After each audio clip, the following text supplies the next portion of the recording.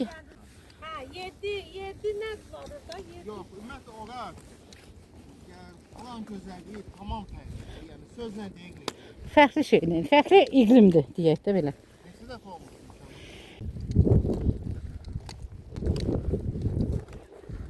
О, biz ора qalxmalıyıq. Вон мы туда должны подняться. Вон там что-то есть. Вон там есть что-то. Мы туда поднимемся. В общем, это называется бакинские уши.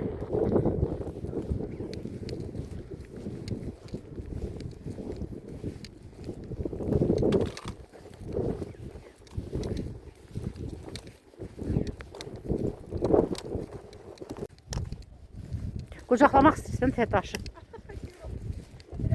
Bu daşın yekəliyinə bax. O mən dediyim o qara atlı baba var ha. Bu Qobustan kimi yerdir də, ora doludur belə daşlarla.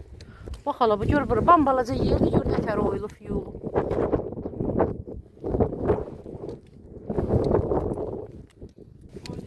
Ha.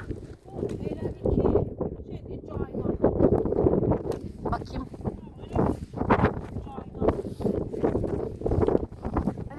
Deşdi. Deşib də. Gəl. Hə, gəlməz, hər üçün çəkmişik. Hə, mamara. Tak. Biz Bakının qulaqlarına gedirik.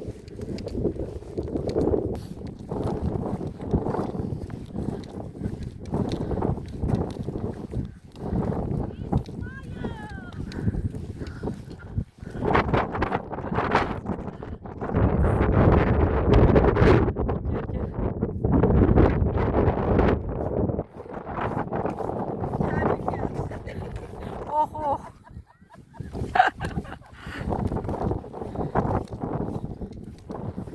Zirvədir, o zirvə.